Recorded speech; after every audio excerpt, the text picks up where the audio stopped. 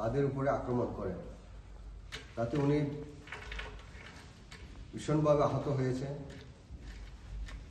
14 দিনের উপর হসপিটালাইজ, মৃত্যুর সঙ্গে পাঞ্জা লড়াই করে উনি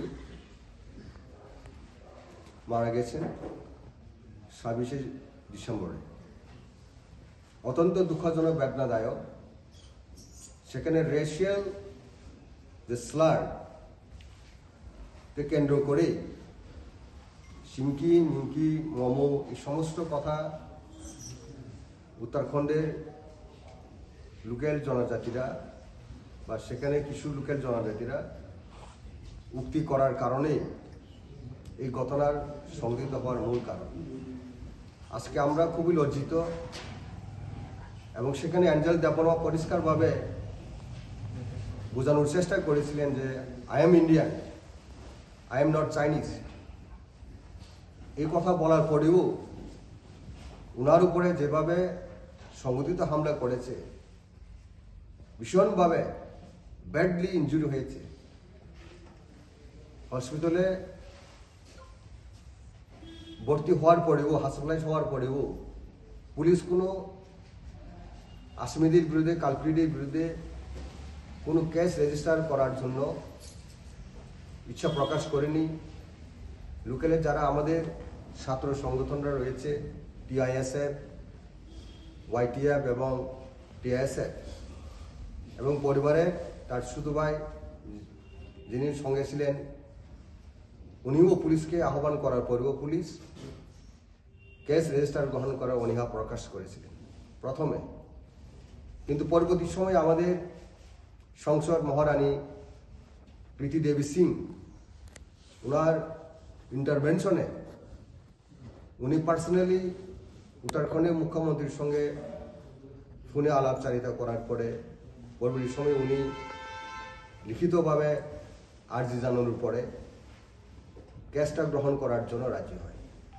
পরবর্তী সময় অ্যাঞ্জেলের পিতা দেহরাদুনে এবং উত্তরাখণ্ডে পৌঁছানোর পর পুলিশ কেস রুজু করার জন্য, কেস রেজিস্টার করার জন্য তৎপরতা দেখায়, এবং পরবর্তী সময়ে বিভিন্ন স্টেক হোল্ডার, স্পেশালি আপনাদেরকে আমরা ধন্যবাদ জানাবো, সাংবাদিক বন্ধুদের কারণে আমাদের মশাল মিছিল প্রটেস্ট হওয়ার পরে দেশের বিভিন্ন প্রান্তে স্পেশাল অ্যাটেনশন আসে। কেন্দ্র সরকার এবং সমস্ত স্টেক হোল্ডার, রাজনৈতিক দল অ্যাটেনশনে আছে। তারপরে আজকে এই পুলিশের তৎপরতা আমরা দেখতে পেয়েছি। তারপরেও এসএসপি উত্তরাখণ্ডের একটা টিভি ইন্টারভিউতে আমরা দেখেছি যে ঘটনাটা নিছক রেশিয়াল ইস্যু নয়, কেসটাকে অন্যান্যভাবে ডিলিউট করার জন্য চেষ্টা করেছিল। সেটা অত্যন্ত দুঃখজনক।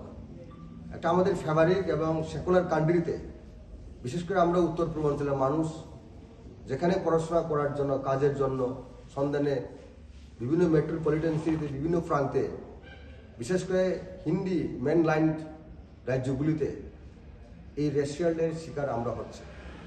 এটা শুধু নতুন ঘটনা নয়, এরকম ঘটনা অতীতেও অনেকটা হয়েছে। অরুণাচল প্রদেশের এক যুব ছেলেকেও 2014 সালে এইভাবে হত্যা করা হয়েছিল। আরও অনেক এরকম শিকার হয়েছে আমাদের উত্তর পূর্বাঞ্চলের মানুষ। আমরা খুবই লজ্জিত এবং দুঃখিত। দেশের সরকার এই ব্যাপারে স্পেশাল অ্যাটেনশন এবং শিক্ষা আয়তনে, শিক্ষা প্রতিষ্ঠানগুলিতে এই সমস্ত ভারতবর্ষের যে মূল কাঠামো, ভারতবর্ষের যে বিভিন্ন জনজাতি গোষ্ঠী, বিভিন্ন ভাষাভাষী, বিভিন্ন চেহারা, এই সমস্ত ব্যাপারে মানুষের সমস্ত স্টুডেন্ট স্কুল থেকে মানুষের কাছে ভালো ধারণা তৈরি করার জন্য একটু কারিকুলাম বা শিক্ষা ক্ষেত্রে ইনক্লুড করা দরকার, যাতে করে ভারতবর্ষে বিভিন্ন প্রান্তের মানুষ, বিভিন্ন ভাষাভাষী, বিভিন্ন চেহারার মানুষ বসবাস করেন, সেই ধারণাটা মানুষের কাছে একটা স্পষ্ট ধারণা থাকে। আমার মনে হচ্ছে আজকে স্বাধীনতার 70-80 বছর প্রায়, তারপরেও আমরা কিন্তু ভারতবর্ষকে আমরা অসারা, বিশেষ করে উত্তর পূর্বাঞ্চলের মানুষের কাছে অত্যন্ত পীড়াদায়ক এবং দুঃখজনক। আমাদের YTF এবং TSF যেভাবে সহযোগিতা করেছেন, দেহরাদুন থেকে উত্তরাখণ্ড থেকে আগরতলা থেকে অ্যাঞ্জেলের বাড়ির পর্যন্ত যেভাবে সহযোগিতা করেছেন, আমরা মহারাজাকে প্রথমে আমরা ধন্যবাদ জ্ঞাপন করব, এরপরে TISF, YTF, TSFকে আমরা ধন্যবাদ জ্ঞাপন করব। আমাদের দলের পক্ষ থেকে ওনারা যেভাবে অ্যাঞ্জেলস চাকমার পরিবারকে সহযোগিতা করেছেন, হাত বাড়িয়েছেন, আমরা তার প্রতি কৃতজ্ঞতা জানাই। এবং আমাদের এডিসি অথরিটি প্রথম এগিয়ে এসেছে আর্থিকভাবে কম্পেনসেশন দেওয়ার জন্য। মহারাজার তত্ত্বাবধানে, মহারাজার নির্দেশে মহারাজা স্পেশালি এডিসি অথরিটির সঙ্গে কথা বলার পরে আমরা কম্পেনসেশনটা প্রথম সহযোগিতার হাত বাড়িয়েছি। এবং এটাও একটা দুঃখজনক, SSP পুলিশ উত্তরাখণ্ড যেভাবে ডিলিট করার পরেও আমরা পরবর্তী আমাদের বিভিন্ন স্টেক হোল্ডার, আমাদের আন্দোলন, বিভিন্ন বয়সের মাধ্যমে পরবর্তী সময়ে উত্তরাখণ্ড গভর্নমেন্ট STAC অ্যাট্রসিটি অ্যাক্টে